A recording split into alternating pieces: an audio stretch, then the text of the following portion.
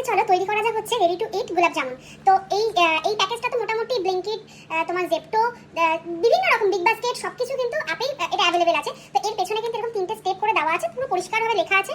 তো এটা মেনেই আমি করব। চলো দেখা যাক কেমন হয়, এটার আউটকামটা কেমন আসে। আজকে চলো দেখা যাক। তো ফার্স্ট হচ্ছে এটাকে মিক্স করব।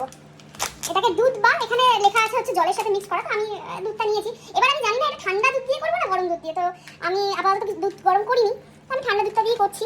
দেখি এটা কেমন আসে স্ট্রাকচারটা। আচ্ছা আমি পুরোটাই মিক্স করে দিচ্ছি।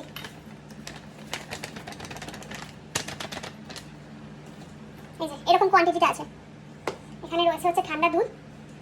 তো এটা মিক্স করবো আর তার সাথে যতটা লাগবে ততটা পরিমাণে দেবো। ওখানে কোয়ান্টিটি লেখা আছে, বাট এখন আমি এখানেও জানি না কতটা দুধ আছে, আর আমার কাছে ওরকম এখন মাপার মতো কিছু নেই। তো এটাকে মিক্স করবো আর যতটা লাগবে সেই পরিমাণে নিতে থাকবো। এটা দিয়ে বেসিক্যালি একটা ডো বানাতে হবে, মানে গোলাপ জামুনের ডোটা এখান থেকে বানাতে হবে, তারপর এখান থেকে লেচি কাটতে হবে।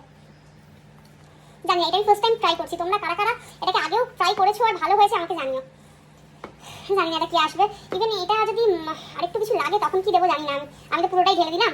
যদি এটাতে দুধ বেশি আমি ঢেলে ফেলে থাকি, এটাকে আমি কি করে ঠিক করবো জানি না। আমার মনে হচ্ছে তো দুধটা বেশি হয়েছে আমার। গুঁড়ো দুধ থাকলে আই থিঙ্ক এটার মধ্যে দিয়ে দিলে ঠিক হয়ে যাবে। তো আমি সেটাই করবো, যদি দেখি দুধটার মধ্যে বেশি হয়ে থাকে আমার ঢালা। চলো এটাকে আমি রেডি করে নিই। আমার ডোটা কিন্তু এরকম রেডি হয়ে গেছে। তো আমার একটু গড়বড় হয়ে গেছিলো, যেহেতু ফার্স্ট টাইম আমার একটু দুধ মেশানোটা একটু বেশি হয়ে গেছিলো, দুধের পরিমাণটা। তো সেটাকে মোটামুটি গুঁড়ো দুধ দিয়ে আমি মোটামুটি ডোটা বানিয়ে ফেলতে পেরেছি। এরপর যেটা করতে হবে সেটা হচ্ছে হাতে মানে সাদা তেল বা ঘি যে কোনো একটা নিয়ে ছোট ছোট করে এখান থেকে মানে গোলাপ জামুনের ডোটাকে কেটে নিতে হবে, লেচি কেটে নিতে হবে এখান থেকে। আমি একটু ঘি নিয়ে নিলাম হাতে। তো এবার এই ডোটা থেকে ছোট্ট ছোট্ট করে লেচি কেটে নিতে হবে, যেরকম সাইজের তোমরা গোলাপ জামুন করতে চাইছো সেরকম। আই থিঙ্ক এটা যখন ভাজা হবে দেন সিরাপ মানে চিনি সিরাপে দেওয়া হবে, সেটা হয়তো একটু ফুলবে। আমি খুব বেশি বড় করলাম না, খুব বেশি বড়। তো এরকম সাইজের করে নিচ্ছি প্রত্যেকটা লেচিকে। আমি এখন অর্ডার করলাম হচ্ছে 109 টাকা নিল। জানি না এটা 109 টাকাই প্রাইস নাকি আরও বেশি। আচ্ছা 125 টাকা। এখানে অনেক সময় অ্যাপে ডিসকাউন্ট দিয়ে 109 টাকা 110 টাকা এরকম ভাবে হয়তো সেল করে। আমি আজকে 109 টাকায় পেয়েছি প্যাকেজটা। তো একবার আমি ঘি নিয়েছিলাম হাতে, প্রত্যেকটা কিন্তু একবারে ঘি নিলে মানে বারবার ধরে হাত ওই ঘিয়ের মধ্যে চোয়াতে হবে না, একবার নিলেই হয়ে যাবে সুন্দরভাবে। লেচিগুলো কিন্তু হয়ে যাচ্ছে। একটু ছোট বড় হয়তো হচ্ছে আমার, যাই হোক। এই যেমন এই 3টে একটু ছোট হয়েছে, এই দুটো একটু বড় হয়েছে, সেম এটাও একটু বড় হয়েছে। এবার আমি ফার্স্ট করবো হচ্ছে সিরাপটাকে রেডি, চিনি সিরাপটাকে আমি এবার রেডি করবো। এটাকে আমি সাইড করে দিচ্ছি এখন। কড়াইটাকে গরম করে এর মধ্যে দিয়ে দেবো হচ্ছে চিনি। সিরাপটা খুব বেশি হয়তো মানে পাতলাও হবে না, খুব বেশি হয়তো মোটাও হবে না, কারণ পাতলা হলে খুব ভীষণভাবে মানে মিষ্টিগুলো পুরো কাদা কাদা হয়ে যাবে। আর যদি খুব মোটা হয়ে যায় তাহলে মিষ্টিগুলোর ভেতরে হয়তো ভালো মতো এই জিনিসটা অ্যাবজর্ব করবে না। তো মোটামুটি একটা পরিমাণে আমি দিচ্ছি চিনিটা, দেন এটাকে অল্প জল দিয়ে একটা সিরাপ করে নেবো। চিনিটা কিন্তু মোটামুটি গলে এসছে। এরপর আমি এখানে অল্প অল্প করে জল অ্যাড করবো।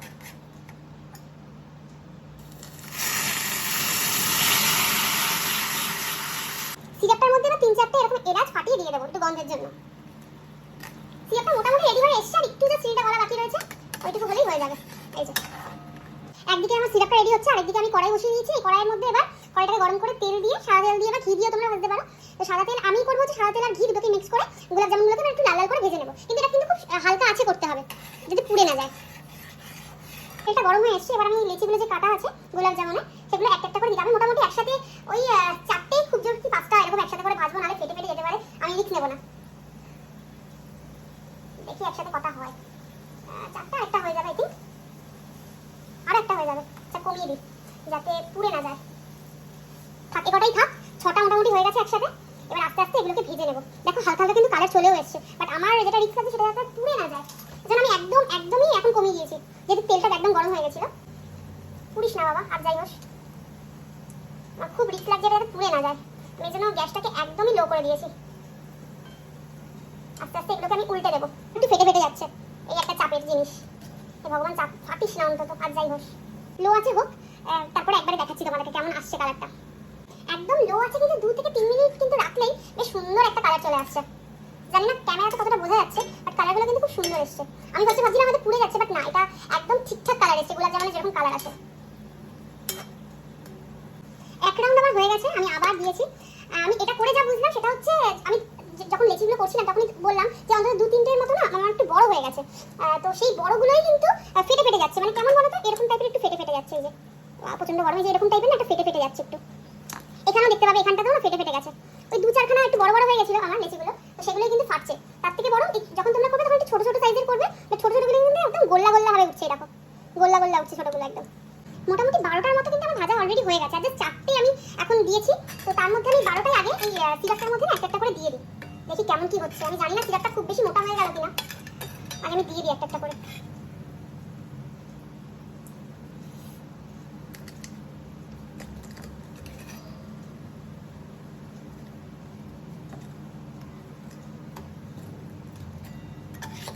ভালোভাবে মিশিয়ে নিচ্ছি। এই যে গোলাপ জামুন আমার মোটামুটি রেডি হয়ে গেছে। এখন জাস্ট তোমার কি বলে সিরাপের মধ্যে জাস্ট এটাকে ভেজানো রয়েছে। এখন 2 ঘন্টা পর মোটামুটি দেখবো যে এটার কেমন কি স্বাদ হচ্ছে খেয়ে, আর কতটা কি নরম হয়েছে। মোটামুটি আমার পুরো রেডি হয়ে গেছে। এখন জাস্ট এটাকে ঢেকে রেখে দেবো। রেডি হয়ে গেছে আমার গোলাপ জামুন। আর এটা কিন্তু দারুণ নরমও হয়েছে। আমি অলরেডি একটা খেয়ে ফেলেছি, তোমাদেরকেও দেখাচ্ছি, দাঁড়াও। এই দেখো ভীষণ নরম হয়েছে। এই যে তো এখনো মোটামুটি এটা গরম আছে। এটাকে একটু ফ্রিজে রেখে ঠান্ডা করবো, দেন টপারপ খাওয়া হবে।